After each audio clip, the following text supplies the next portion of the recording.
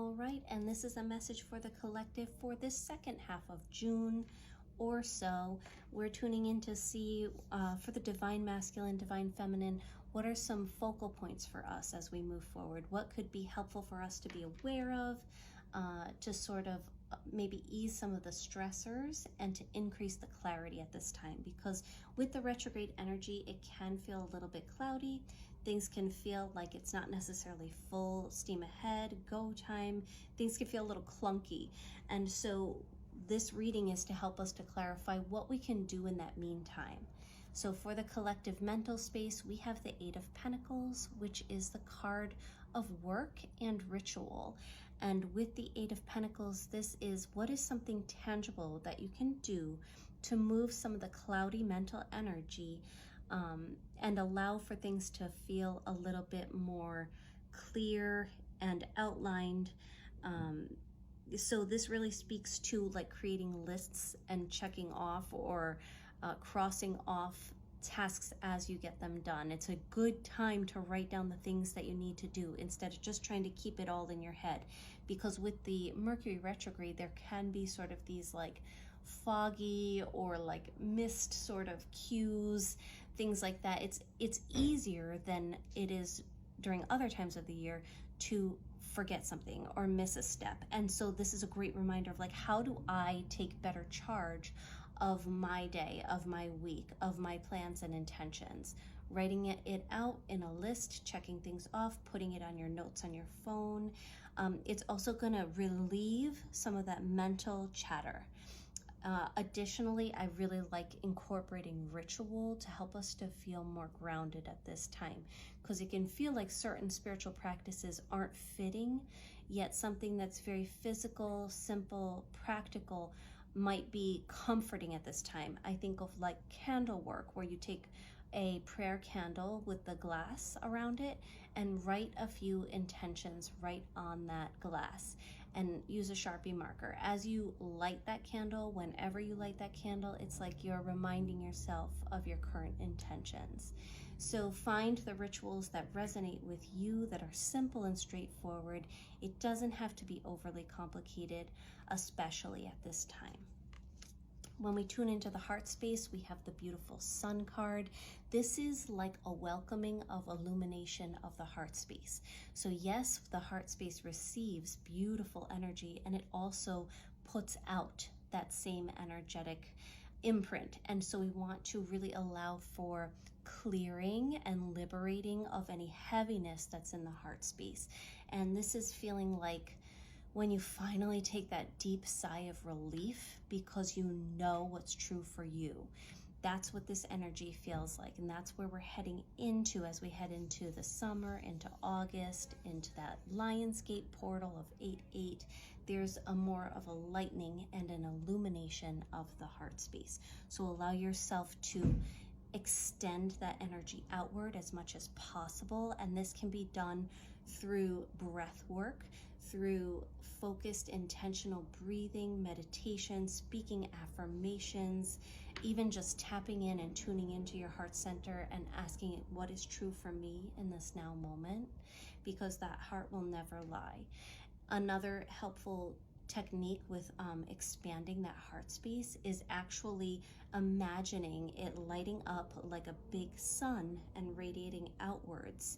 And this is amplified when we're doing a physical activity, such as running, such as lifting or swimming or yoga, or any type of physical activity where we can tune into that heart space and really let it expand outward. It's like we're working with our breath, which is also helping us to generate energy. Then we get into our action space of the Ten of Wands. Ten of Wands is typically a card of exhaustion.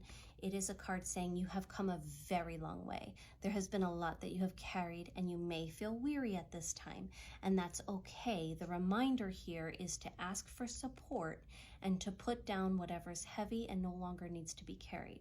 This is a nice reminder too to say, like, on the spiritual journey in particular, we get to give ourselves moments of integration, of rest, of solitude, of quiet.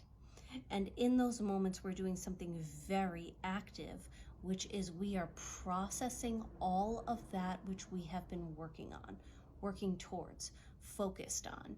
And it lets the mind rest, it lets the body rest, it lets the energy come back together and flow more evenly, so that we're not having any type of resistance towards that coming together, rebuilding, cellular upgrade that happens when we've done all of this work. This is a card saying I've worked so very hard, and my next step isn't to keep pushing. My next step is to rest.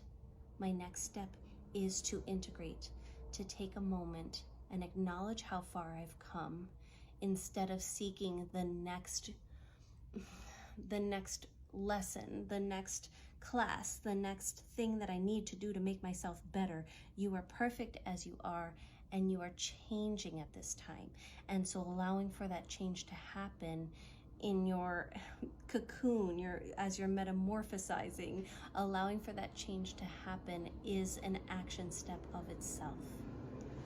All right, we're going to take one more oracle card from the Ascended Masters deck with a nice overall message for this beautiful collective watching for this here and now.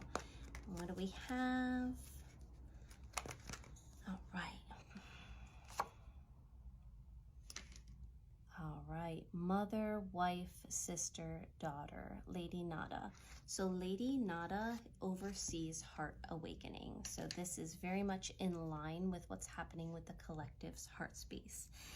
Lady Nada helps us to see how we can be more loving towards ourselves, more compassionate, more merciful, and basically make choices in our lives that reflect that type of self-love. That helps us to show up better in the various roles that we have. There's no doubt this is pointing to divine feminine nature, which we all have within us. There's some type of acknowledgement of the importance of the feminine that's arising collectively. And how we do that in our daily lives is taking care of those feminine aspects of ourselves, acknowledging that creativity, acknowledging that wild spiritual self, acknowledging that highly empathetic love and need for community and need for soul family, that seeking of connection in the physical and in the non-physical. This feminine energy is saying, how do we show up better for ourselves and for the mothers, our wives, our sisters, and our daughters in this world? What type of world are we creating for them as well? Think of your own children. What type of world would you be creating for your daughters? How would you want them to move?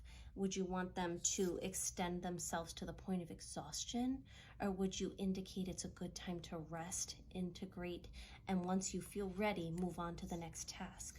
Would you want for their heart spaces to be wide open and ready to receive all that's wonderful and beautiful for them?